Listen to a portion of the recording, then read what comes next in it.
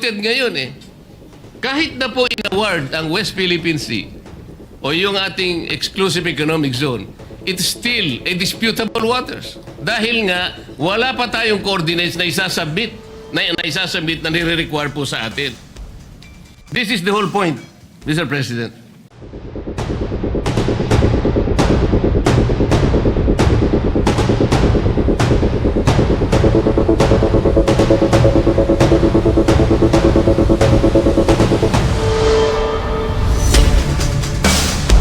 Importante na kailangan po natin munang pag-aralan hanggang saan eksakto pong coordinates ba ng ating West Philippine Sea. Dito po sa binabanggit nating mga batas sa ngayon, kung titingnan natin, hindi po natin sila magagamit, Mr. President. Kaya napakahirap po ngayon nating sagupain yung mga panahon na parang may nag-aangkin ng atin pero hindi pa natin ma-define kung ano talaga yung atin. Kaya po dito ako nagsisimula, Mr. President. Mr. President, if I may be allowed, again, I don't see the point. Are we trying to say here that the arbitral ruling was erroneous and therefore we should stop claiming what was awarded us? I don't see the logic, Mr. President. We were awarded by the arbitral tribunal. It is ours. Now, is the gentleman saying the tribunal was mistaken and therefore what was awarded to us should not have been awarded to us because of these problematic, well, at least from the point of view of the good senator, problematic definition of what the West Philippine Sea is? I beg to disagree, Mr. President. Besides, the arbitral ruling did not touch on the issues being raised today by the good senator. And even if it did, assuming it did, hypothetically, we were still awarded, and we were our claim and our rights were recognized, and China's rights were rejected. Are we saying here now, Mr. President, that we have to go back to the arbitral ruling, to the tribunal, present a new definition of what constitutes West Philippine Sea so that they can amend or they can set aside the award? Please, I would appreciate being clarified. Let me clarify, Mr. President. Are we getting the impression that the West Philippine Sea was awarded to us by the arbitral tribunal on a silver platter? Sinabi po niya kung nasaan yung ating mga coordinates? Well, Mr. President, tayo po ay merong entitlement sa 200... Again, Mr. President, assuming that these have to be defined, I think we can define that by Philippine law. Assuming, I'm without conceding that there is no definition because we believe it has been properly defined, and yeah.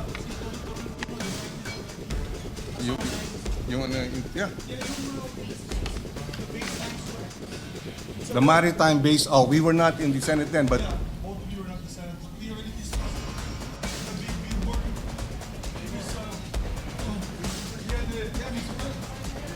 Mr. President, may I, Mr. President? The majority leader. With indulgence to those who were not here. With the permission of, course, with the permission of the two gentlemen. Senators Pangilinan and Rodante Marcoleta. Yes, for the indulgence of our colleagues who were not here at the 19th Congress, namely Senator Pangilinan, yourself, Mr. Senate President Pro Tempore, the Senate President, and Senator Marcoleta.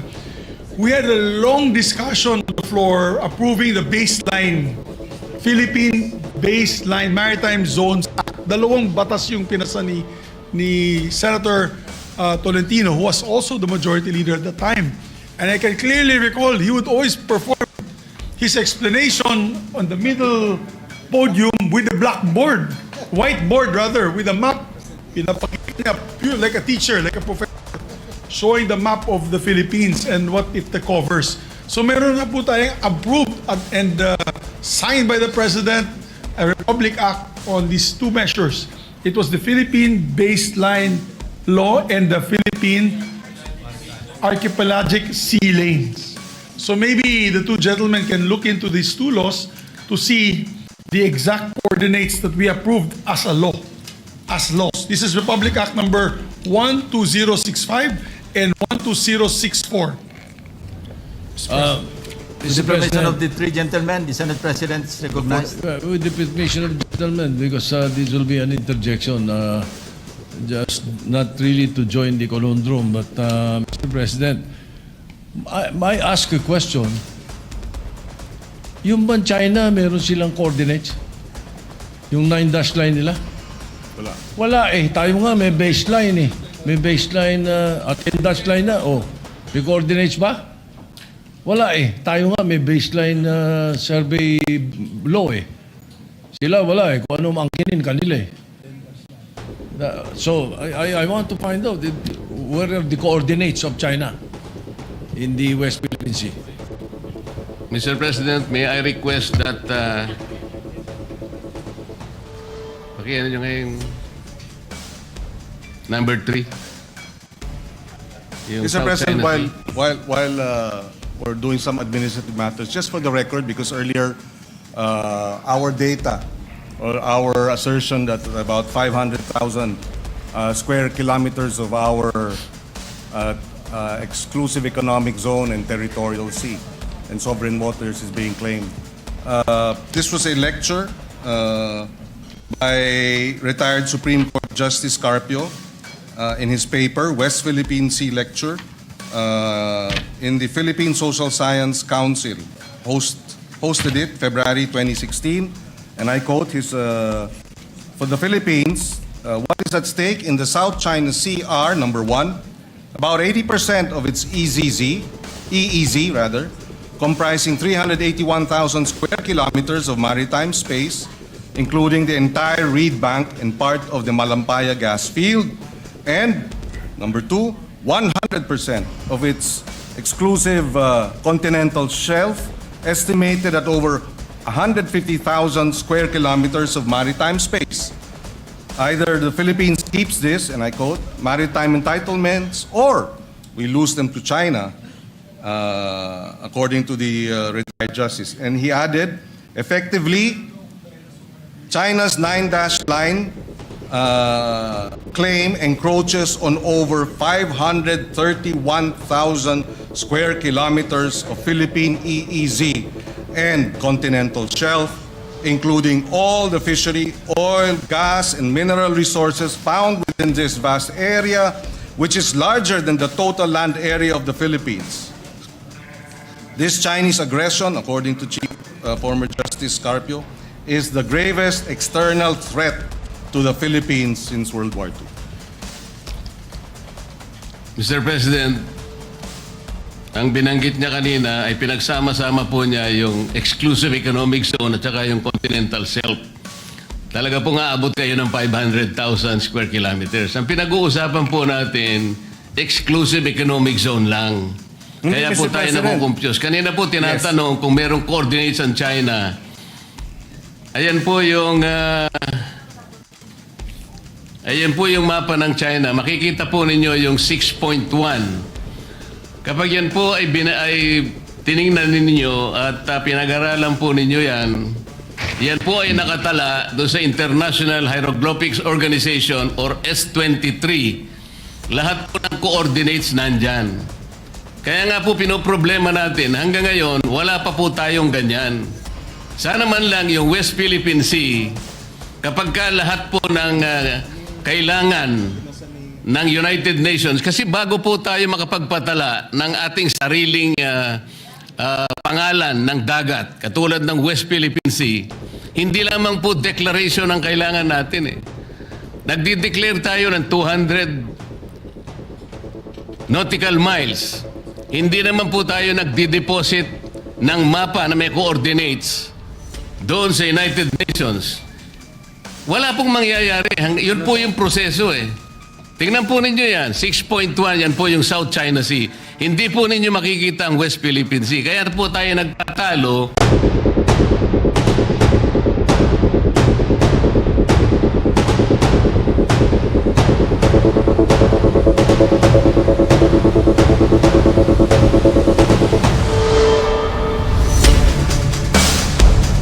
Dahil yung ating West Philippine Sea, kailanman hindi mag-a-appear dyan hanggat hindi po nagagawa ni Commodore Tariela yung dapat niyang gawin. Imbes na gawa na siya ng gawa ng caricature, dapat mag-submit na siya.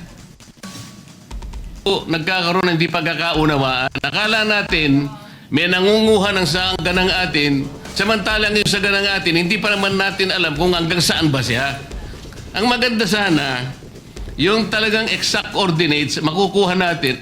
Pero paano po natin magagawa, Mr. President? Ino-occupy natin, for example, yung munisipyo ng Pag-asa. Labas yun sa ating exclusive economic zone. Paano natin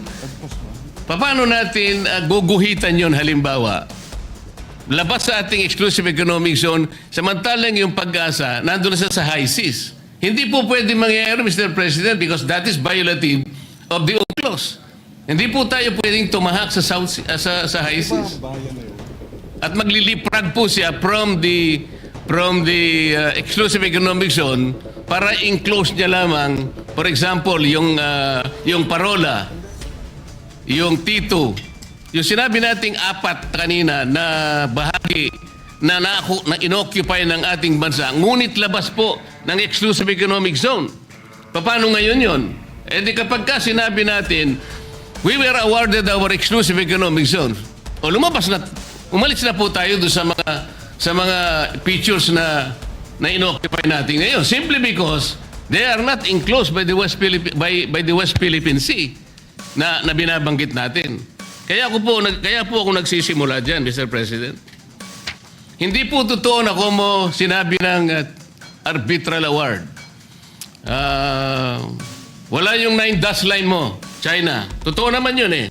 Because China was unable to prove by historic rights na talagang nasakop niya through the 9 dash line. Pero maliban doon, walang ginawa yung arbitral award eh. The arbitral tribunal did not adjudicate yung pamumosisyon nila sa mga features. Hindi naman niya sinabi, China, umalis ka na dyan sa mga inoccupy mong features. Meron ba siya sinabing gano'n? Wala po. And China continues to occupy those features. Meron din tayo. Meron din ang Vietnam.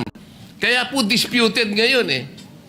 Kahit na po in-award ang West Philippine Sea o yung ating exclusive economic zone, it's still a disputable waters. Dahil nga, wala pa tayong coordinates na isasubmit na nire-require po sa atin. This is the whole point, Mr. President.